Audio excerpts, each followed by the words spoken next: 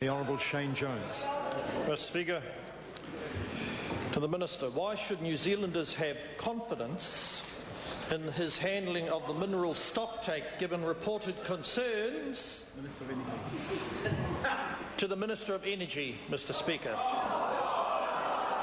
Order. To the Minister of Energy and Resources, Mr. Speaker.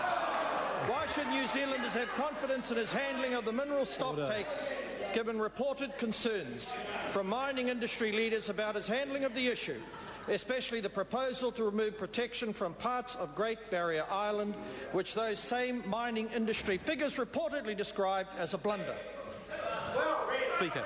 The Honourable Dr. Nick Smith. Mr. Speaker, on behalf of the Minister of Energy and Resources, New Zealanders can have confidence because the industry for the first time has a minister that is committed to growing the contribution of the mineral sectors to the New Zealand economy.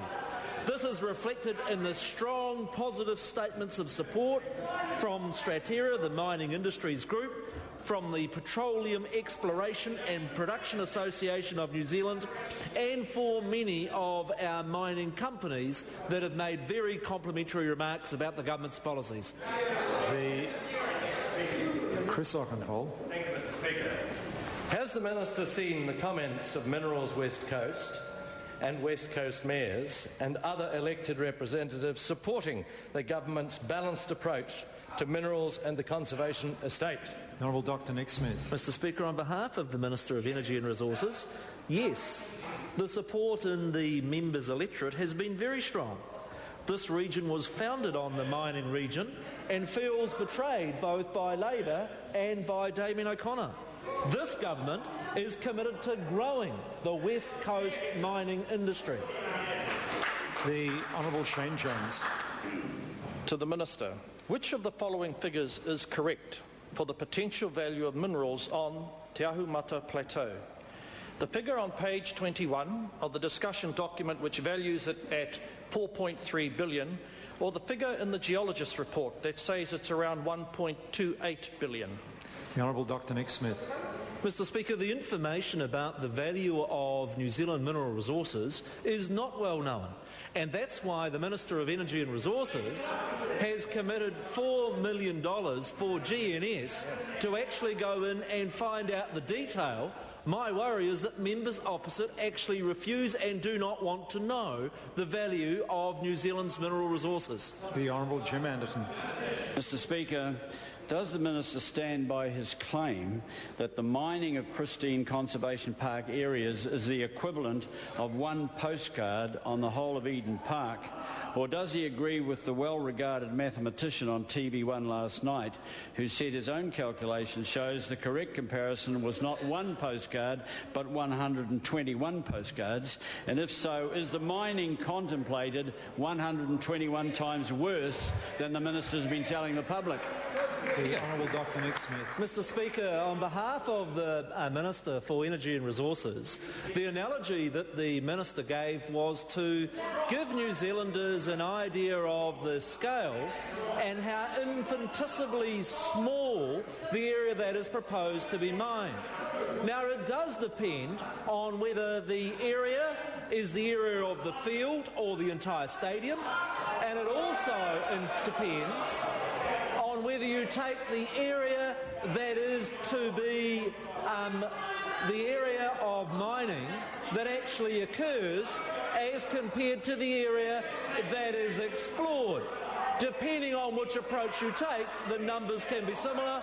However, I have to say the number will be a whole lot bigger than the infinitesimal amount of economic growth that occurred during the previous government. The Honourable Shane Jones. Minister of Energy and Resources. How was the 1.5 billion figure on page 27 of the discussion document for the value of minerals in the Otahu ecological area and Parakawi geological area reached when the geologist's report on the two areas says there's no reliable basis for determining a dollar value for the crown minerals within the Otahu ecological area and the Parakawai ecological area only has a potential value of several tens of millions of dollars. The Honourable Dr Nick Smith. On behalf of the Minister of Energy and Resources, I do not have that specific detail.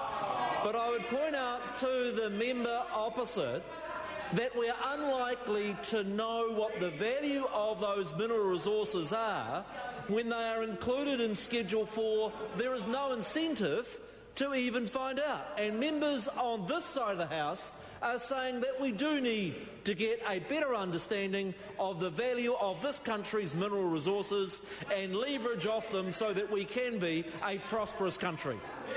The Honourable Shane Jones. On the back of a postcard, eh? Right. To the Minister. Why should New Zealanders have any confidence in his handling of the mineral stocktake when there are billion-dollar inconsistencies in the figures he is using? And after having spent around 8 months and some supposedly important changes in terms of reference, the discussion document was released with track changes still included. The Honourable Dr Nick Smith. Mr Speaker, in terms of having an exact figure on the value of New Zealand's mineral resources, the honest answer is that we don't know, and perhaps if the previous government had actually spent a wise investment on GNS finding out some of that information, it would be more reliable. What the Minister is committed to doing is actually making a smart investment in getting additional information so that we can have a more accurate estimate of New Zealand's mineral resources. Question number 8. Point of order, Dr Russell Norman. If the Minister was referring to any official document, if he could table the official postcard from which his estimates come from. Order. Question number 8, Matirio Tude.